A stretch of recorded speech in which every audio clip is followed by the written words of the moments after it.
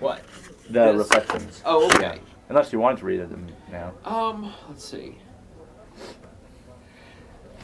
Let me ask this. Did you have a list of questions you wanted to talk about first, or? Not as much as last time. I did put some on the back. I'm also going to try and relate it to other readings in the series. Okay. I focused on some of the stuff with Martin. Yeah, I don't have like a hard and fast kind of set of questions. In that case, let's just go through and read it.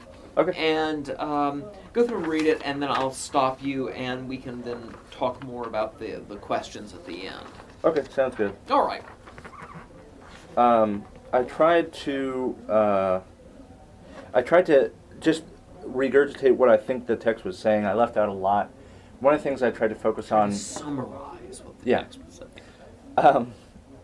And one of the things that was coming back at me every now and then was Field's term that he used, I think, twice, and I couldn't find it because I didn't highlight it. Constitutional boundaries. And with Hauerwas, I read Yoder's Christian Witness to the State, and he used the term middle axioms to describe the kind of gray area between, and they're probably not the exact same thing now that I think about it.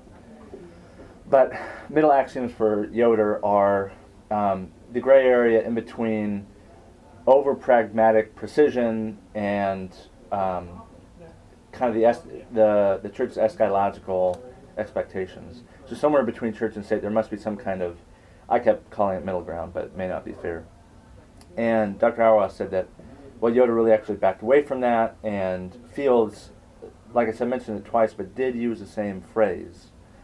And so one of the questions I allude to was, or no, I don't think I put in my question, I think I put it in the text, had to do with how Fields is defining the state of being for the sword of God and the sword of state, whether their natures are, they're obviously distinct, but in what way? Is it teleologically or is it merely chronologically? Because even Ambrose seemed as though he made a shift from standing with Martin and saying, well, no, there is a hard and fast distinction, and for example, Priscillian should be tried by ecclesial courts, to where he eventually came around to saying that a sword's materiality is predicated upon its ethical and spiritual use, and thereby, these are Field's words, Ambrose spiritualized the imperial sword.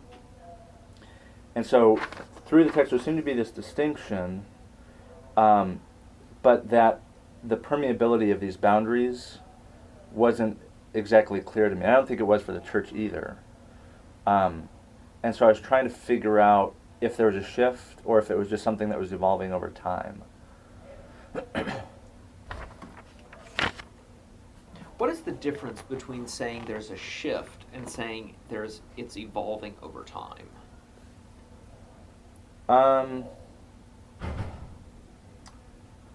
I think for me a shift is, it implies more of a singular occurrence. You mean a punctiliar moment? Yeah. So you go up and up and up until you hit this cliff, and then there's something different. Well, up and down is irrelevant to them right. But there's something different. And for me, I don't know much church history, but it seems as though Priscillian finally executing one of our own represents a shift instead of like some kind of... Yes, that's interesting. And it's all tied up with line, because when I think of a shift, I think of a change.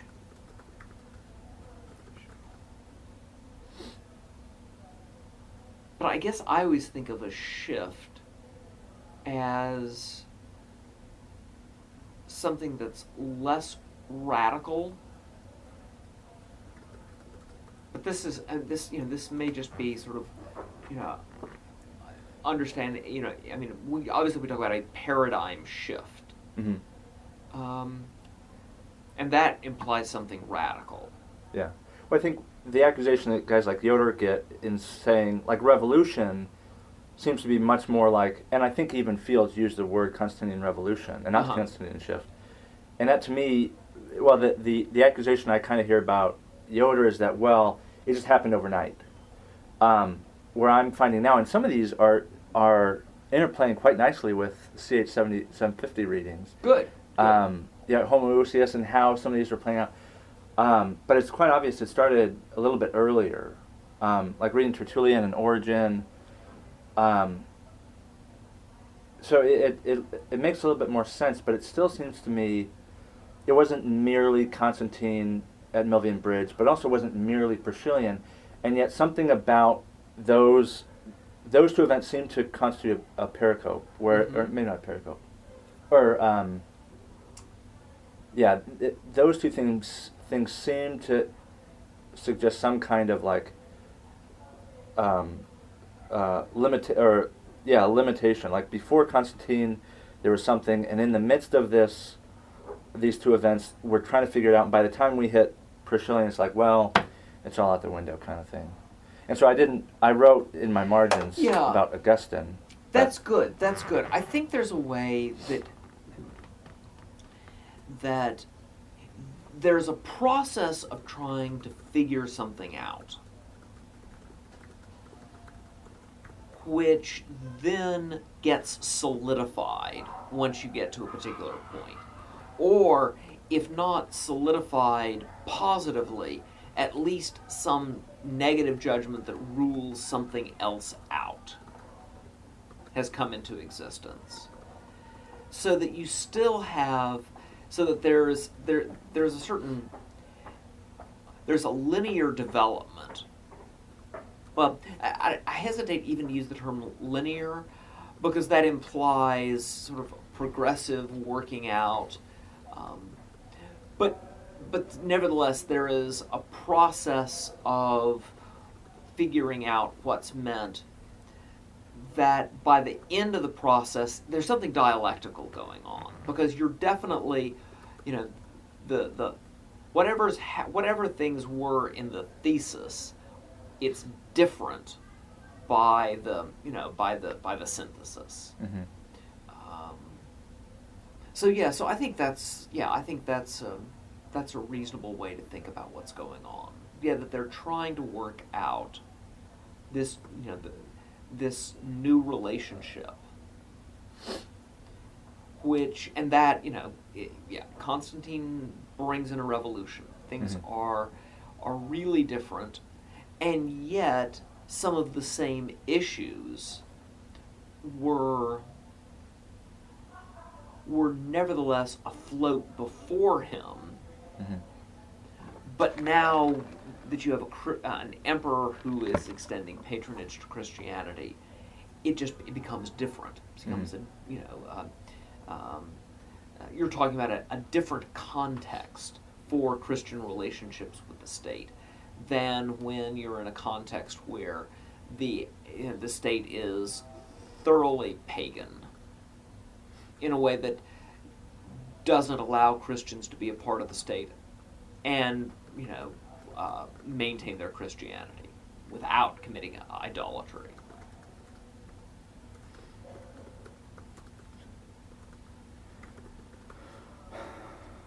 Okay. Yeah, so I think your way of thinking about causality is important in that way. I mean, and you're doing it. Yeah, and I'm very glad I delayed reading Sulpicius until the third thingy, because I'm really going to be interested in like how Martin fits within this kind of developing understanding of the Church's relationship with the world.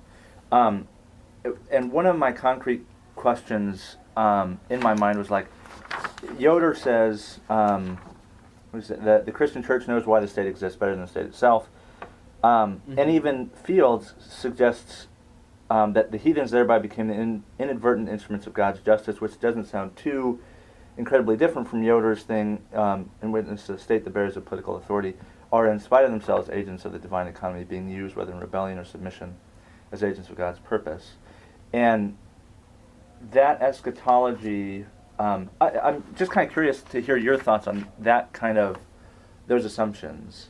Because I don't know what to make of it. I feel like I've assumed that, but not critically, I guess.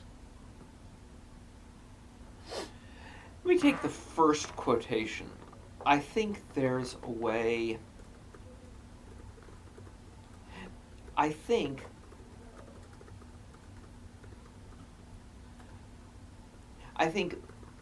Yodarians and non-Yodarians who are Christian would agree on that statement. Mm-hmm. That either in positive or negative terms, the church understands the state's relationship to God and therefore its purpose in the economy in a way that Christians who don't have a notion of the divine economy don't. Mm-hmm. So that's the first thing. Therefore, the way in which the state is both um, either an instrument of God or the embodiment of vanities, all is vanity, Mm-hmm. or the result of the fall, or the dynamics of the fall embodied. Mm-hmm. I mean, I think all those are true, and because we have the categories, we're able to think about it in Mm-hmm. that way. As for the heathens thereby became the inadvertent instrument of God's justice. Remind me which heathen he's talking about and how they became the instrument. I took my copy home, unfortunately. 47.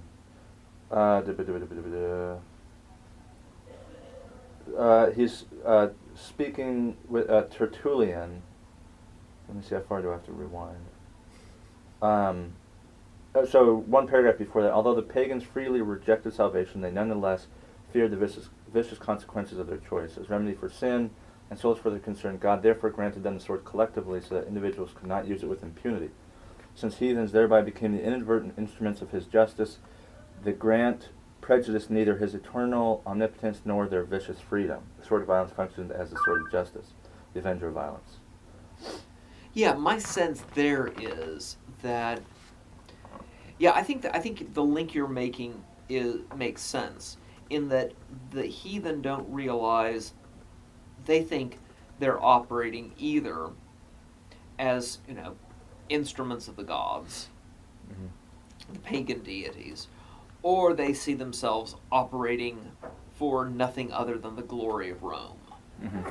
But in fact, what the Christians know is that while their freedom is vicious, it's not unto salvation. Mm-hmm. It nevertheless is something that God uses to accomplish God's purpose. And in that way, notice it's very different even than, say, in the story of the restoration of Israel, Mm-hmm. when, come on, what's the Persian king? Why can't I say?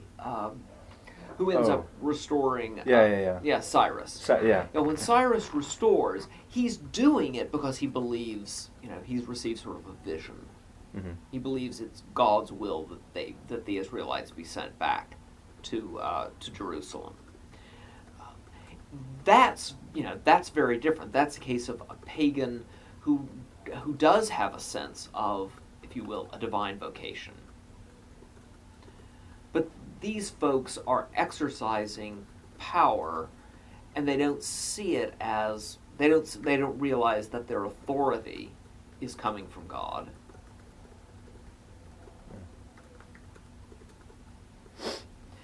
And yeah, I guess the question then becomes, there becomes sort of where the question comes is what you do with natural law. Mm-hmm. And specifically what I'm thinking of is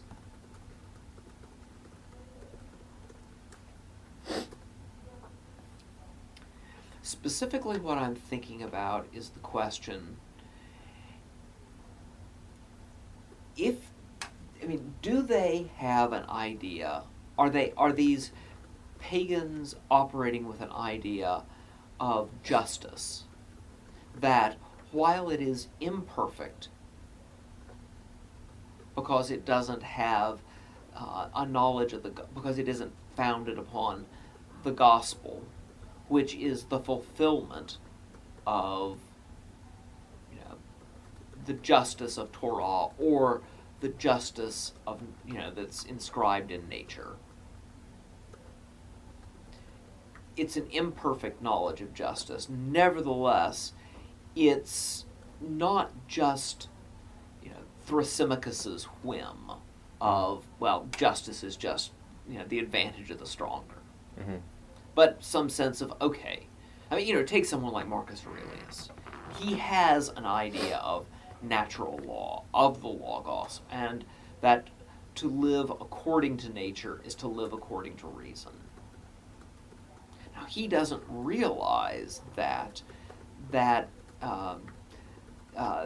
life according to nature and the pursuit of a justice derived from his sense of the Logos is the justice which is more fully realized in the gospel.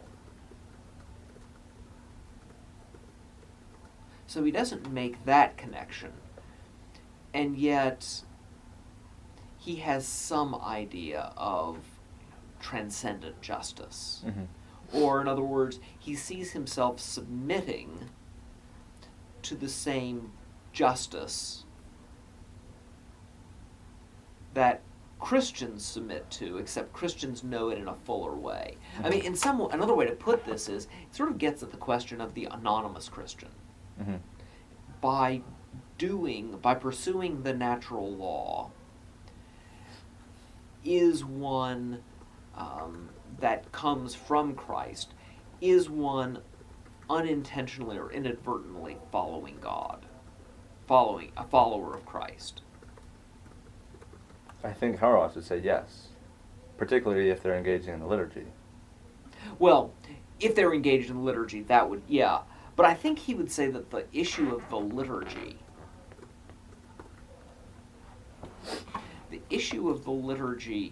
would already be naming the one you would be following, so there wouldn't be quite the sense of the anonymity. Gotcha.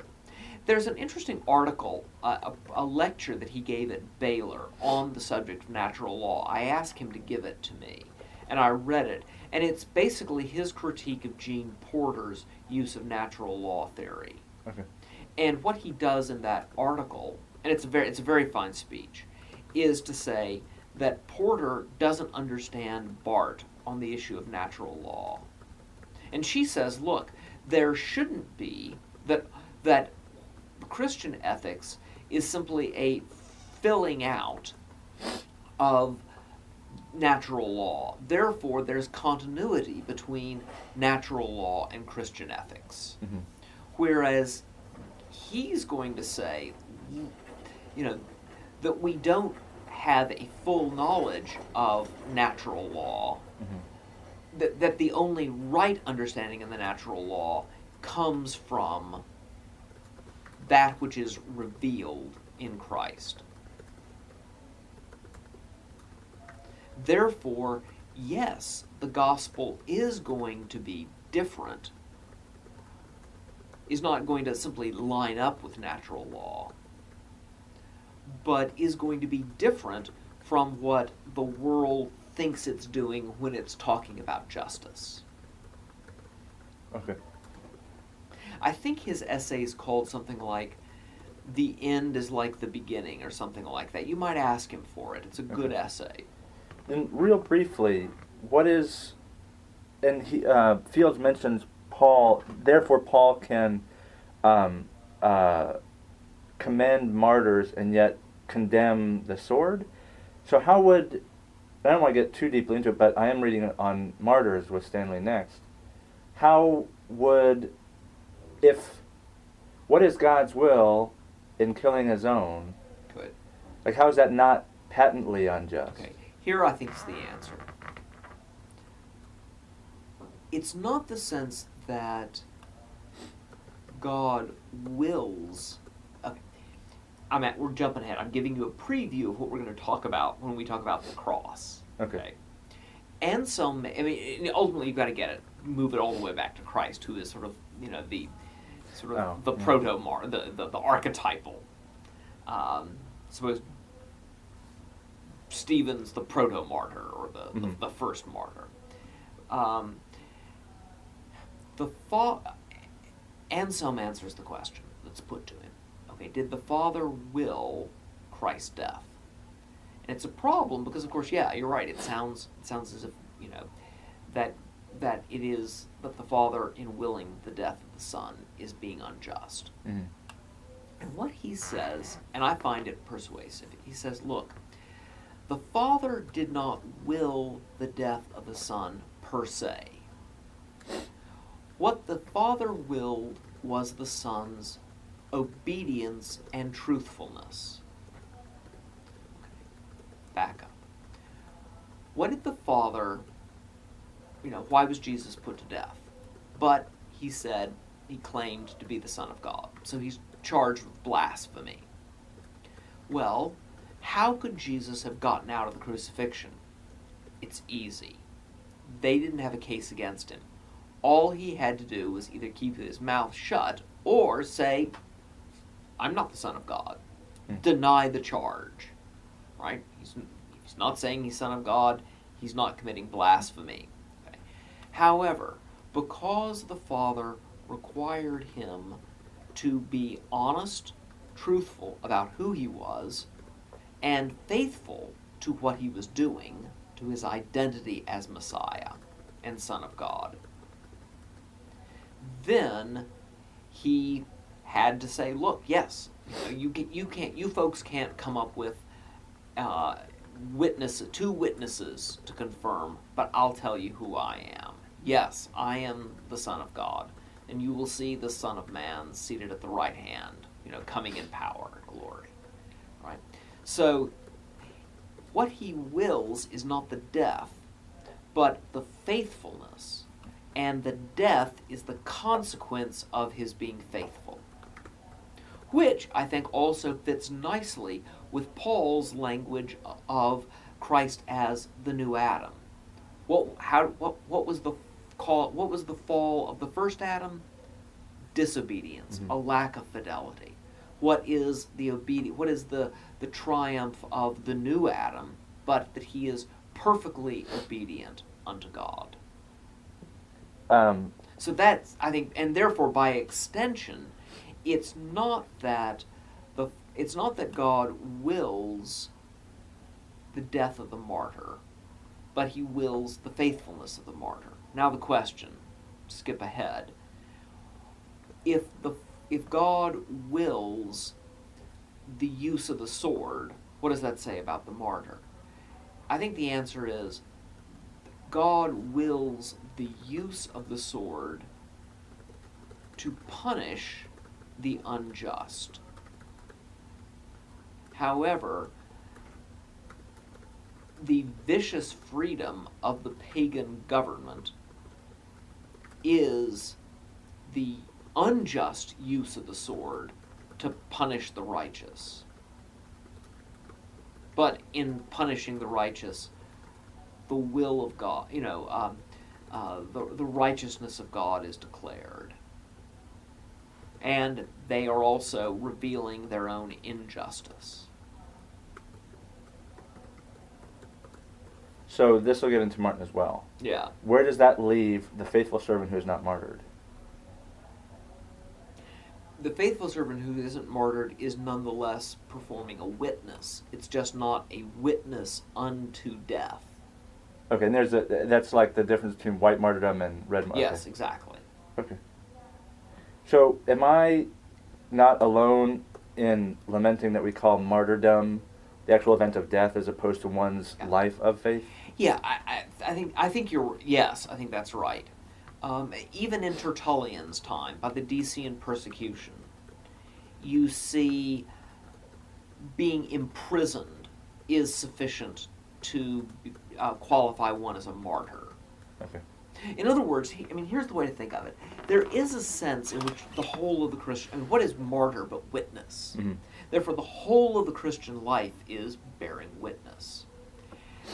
However, and the person who bears witness by obedience in simple things is better than the person who bears witness in the extreme. Mm-hmm.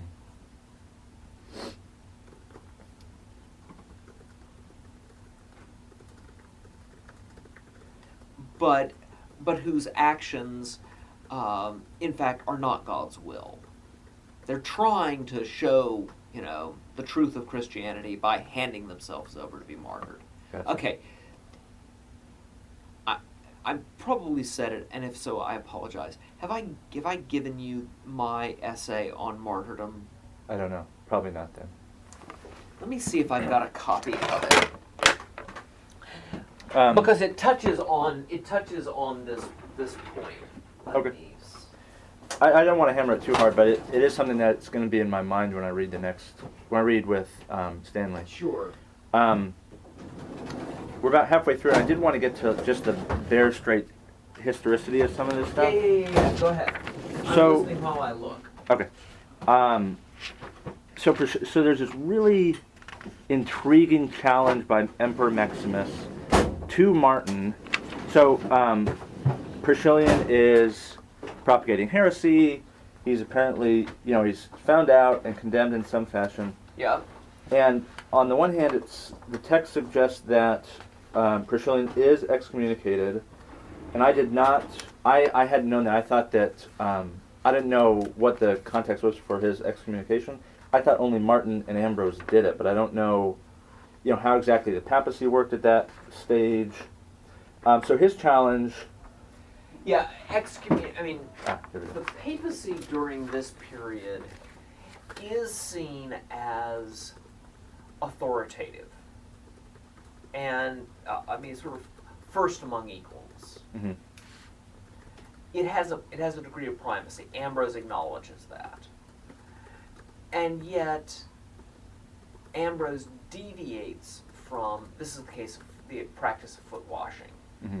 He says that he, in having foot washing as a part of the baptism, is in fact more faithful to Peter than the practice of the heir of Peter.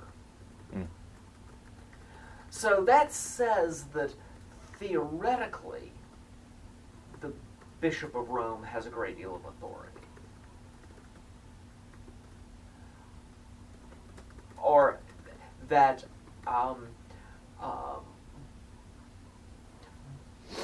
but that Ambrose is more concerned about faithfulness to Peter than to the Bishop of Rome. Okay. So what that means is that individual bishops could excommunicate, and it did not need to be confirmed by Okay. the bishop. Okay. That makes sense then. Or by the Bishop of Rome. Okay, because I hadn't heard whether or not Priscillian had been, excommunicated or denounced by a council, or if it was just Martin and a couple of people. But anyway, Maximus says to Martin, apparently, and I may need to borrow your book again because I want to look at a couple of notes. But Maximus says, heretics rightly condemned customarily pertain to public judgments rather than the pursuits of priests. So keeping in mind the earlier eschatology we kind of outlined, I think Maximus has it wrong then by suggesting that by excommunicating, Priscillian is now outside the body of Christ and is overseen by the public authorities. But so I think on the one hand that seems to belie the earlier eschatology. On the other hand, it also seems to belie what you talked about with excommunication last lecture or before that, where excommunication is ultimately an invitation to return. And therefore, why would you execute Priscillian? At least as far as the church is concerned. Right. And I don't know if Maximus is Christian. Here would be the case. If you would excommunicate somebody, it's not the first step. Mm-hmm. It's I've gone to you and I've said, Logan, you're misguided here. Give it up, and you refuse, and then then you're excommunicated. And the excommunication, very often it will entail, there has to be repentance. I mean, you can, return to the fold if you repent. Mm-hmm. And there's often, excommunication. In the Arius's case, his excommunication was accompanied by being sent into exile. Mm-hmm. And later, I believe there's actually a lifting. Some bishops wanted to lift the excommunication against Arius. So it's sort of the most drastic form of discipline, but ultimately, but the excommunication isn't final. I mean, you can be restored. Mm-hmm.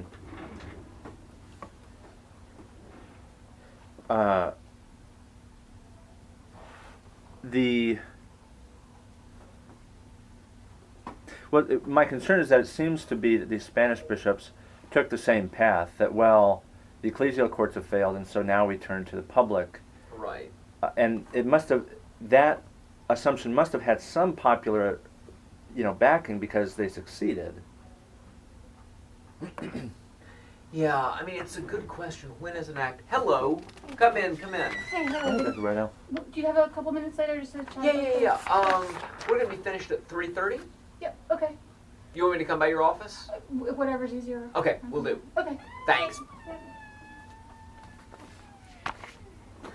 Golly, this is an interesting one.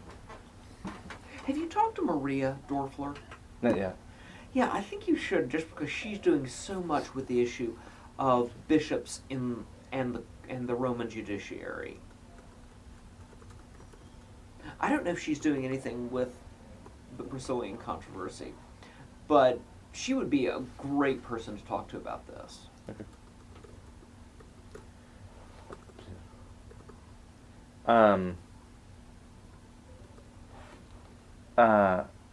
Well, it seems as though Martin does remain in an impasse with the church. Yeah. So whatever happens, he is executed. I'm assuming the excommunication was never lifted because he never repented. And yet, Martin still eulogized Priscillian as Bishop of Avila. And maybe Supposius will get into that or something, but that, I don't know, that just kind of stuck out to me. Yeah, I mean, I think it becomes the case that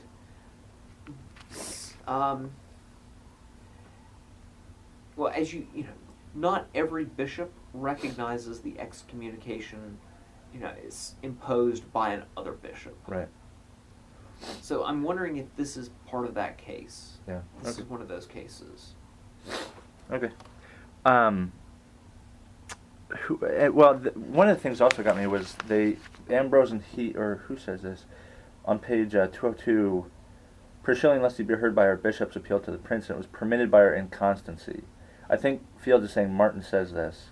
And so it goes back to the issue of boundaries. Like, he said something about failing to uphold.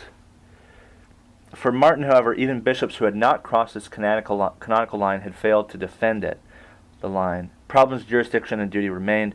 In Priscillian's case, Ambrose was aghast that bishops asked for death. He and Martin withdrew from communion of these bishops who had improperly pursued Priscillian secular jurisdiction. For Martin, however, even bishops who had not crossed this canonical line had failed to defend the canonical line. I think that's one of these cruxes of what I want to talk about, is or think through. Yeah.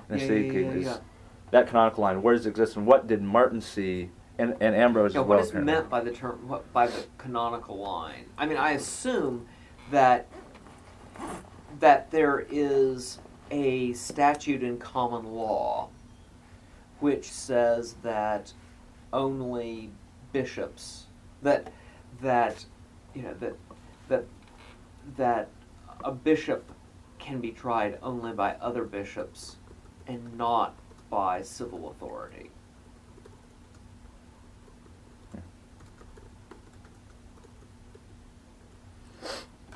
Okay. I thought there was one other big thing I was really interested in. With Ambrose, I think is real. This was one of my questions: was what happens with Ambrose? So with Priscillian, he seems to defend whatever canonical line that Martin identifies, But he goes on to at least in Field's words, spiritualize the imperial sword. And that seems to imply, unless I'm reading Field's wrong, it seems to imply that that line becomes permeable and diffuse, and so now... Yeah, it's interesting. I'd like to see the text, Ambrose words that he bases it on. It may mean that he says that I interpret Fields to mean that he says that the state, in fact, is wielding a spiritual sword, meaning a sword that does have jurisdiction in spiritual matters. Okay.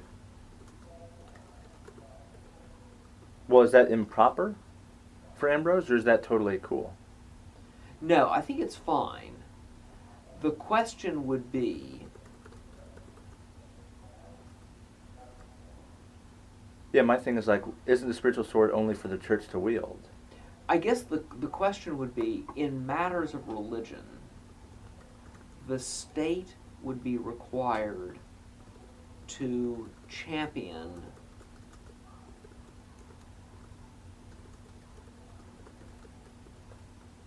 or at least to oppose any use of it would oppose any effort to make pagan power, church power, supportive of paganism, or anything that was non-Christian, or anything that was anti-Christian. Mm-hmm. It would support the state using the sword for that purpose? Right. Okay. Right. I mean, Okay. such as he sees in the issue of the altar of victory controversy. Mm-hmm. That Oh, yeah, it's mentioned there. that's a case of he doesn't want the church, he doesn't want the state, a Christian emperor, to extend patronage to a pagan cult.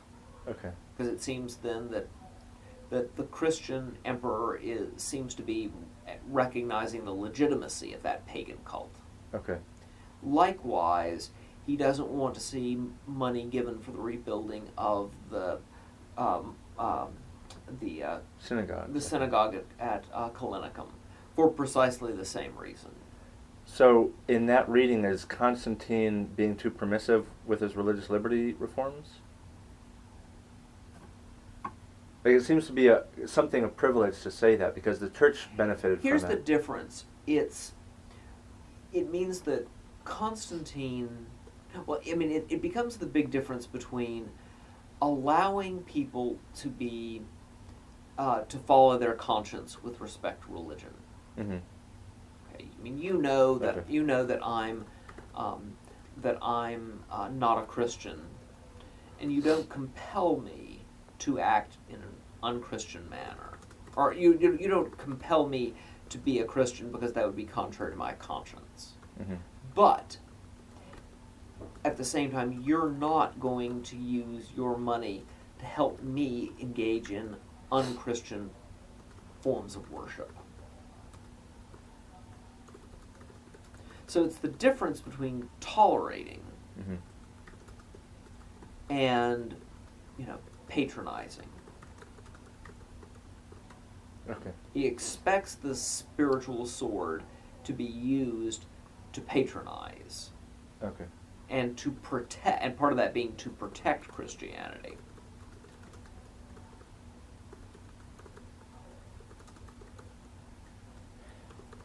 But that somehow then fits with the idea, with some notion of toleration. Okay. So there still seems, I'm still troubled by the necessary distinction, because that political theology, it's too easy to assume that when an emperor is Christian, the empire is Christian. Right. And notice that goes back to this sense of the language of the head, Mm-hmm. that what the head is determines what the body is. Mhm. This, and that's where Paul's getting it. therefore the sense that the paterfamilias, if the paterfamilias becomes Christian, guess what? The whole household becomes Christian. Okay. Now, now that does create the issue. Well, you have a slave who becomes Christian because his master becomes a Christian. Is he really a Christian? Does he really know grace? Mm-hmm. Has he experienced conversion? Mm-hmm. That's where you, in a microcosm, where you see the same issue. Yeah. And likewise, I think the emperor is probably spoken of as the head, and therefore, in a sense, the empire becomes Christian. Now, here's a key difference. Whereas Constantine is not actually a Christian, but a supporter of Christianity. He gets baptized late. Constantius and then Theodosius actually make Christianity the official religion of the empire. Mm-hmm. So I think there's a difference between an emperor's sympathies and what then becomes sort of, the de jure status of Christianity as the official religion. Mm-hmm. But you're right. It does mean that the religious affiliation becomes the religious affiliation of the emperor becomes normative Mm-hmm. for the empire, even if you have minority groups that are not of that religious persuasion who are tolerated. Right. My concern is whether or not becoming normative is good or bad for the church. Yeah, absolutely. Yeah, that's the right question. Okay. And I think there's some ways in which, obviously, there are instances they're of good. The change in policy Constantine changes the law such that he prohibits the exposure of infants. Mm-hmm. So suddenly, children have a legal status that they didn't have before. Mm-hmm. They have a value in the eyes of the state. But at the same time, it then becomes. It then means that you're sort of a part of a Christian society, even if that society isn't connected immediately to the ecclesia. The image that still keeps in my head is that question of, I guess, the unconscious Christian. Like, what happens when, what happens if, how do I put this? The necessity of the crucifixion is still, like, in the back of my head. And what I mean by saying that is, like, what happens when there's no need to account for one's own beliefs? Right. Like, what happens when you're not being persecuted? How do we know whether one is Christian or not? Or in our own context, I was up until 2 o'clock last night having a conversation with my roommate about whether or not she should vote. And using in my mind, the assumptions that were laid out in Yoder and laid out in Field, it's like, yeah, you should vote because, it's not some evil, but at the same time, like, now it seems as though, how do I put this? If we are to be faithful unto death, what are the other forms of being faithful? How else do I exercise my faith and obedience to God if in doing so, I'm doing it through the emperor? Like, how do I know as a Christian, or how do other Christians know that I'm not merely obeying the emperor and not actually obeying God? Like, when they become so close, I guess. I think it becomes the case that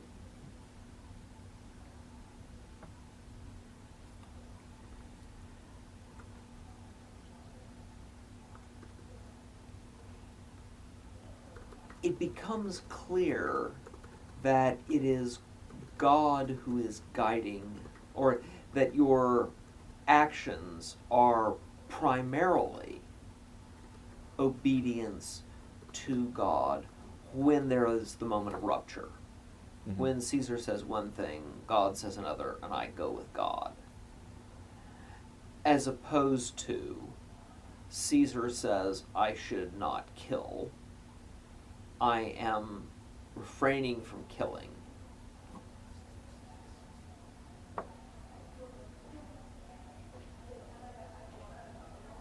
Which am I obeying? Here I think becomes an example of a case where there doesn't have to be a conflict, but the way in which, if the gospel is the fulfillment of the law, the perfection of the law, doing more than the law requires, going the extra mile, then, as Ambrose talks about, okay, I don't kill you, but we're enemy. There's a conflict Mhm. between us. I don't kill you. Both God says that, and Caesar says I shouldn't kill you, so I don't kill you. But because God also says I should bless my enemy, and I should pray for those who persecute me. Mhm. It's by going above and beyond what the law of what Caesar requires Mhm. that I show that I am living in the Spirit, that I'm living by a higher law rather than simply the law of the state. That would be an example of how you would know someone is being, motivated by Caesar, by the love of God, Mhm. rather than simply fear of the emperor, fear of the government. That is not necessarily a conflict of a point where Caesar and God are saying giving two different commands, and I follow God. So there can be the adversative instance where you manifest your faithfulness to God, Mhm. but then there can be the supererogatory obedience, going the supererogatory act, which goes above and beyond the state. Mhm. State doesn't tell me that I should, care for, this person who is poor. Mhm. I've paid my taxes. That's enough. This interesting paradigm popped in my head. One way to put what I was asking is, when being a martyr and being a citizen look so similar, like how does that play out? And I wrote down actually, never less than citizen, always more. Yes, that's good. That. I like that phrase. That's very nicely put. Never less than a citizen, but always more. Yeah. Yeah. That's good. Okay. I'll steal that line from you sometime. Maybe give you credit, maybe not. Yeah, I will not mind if you don't. Okay. I can't think of anything else concrete that I had written down. Yeah, I'm gonna be really interested in getting into Severus's stuff. But yeah, in the meantime, I don't think I have anything else. Okay. Let me run to the photocopier and I'll get the article. Okay, I'll start packing up. Sure.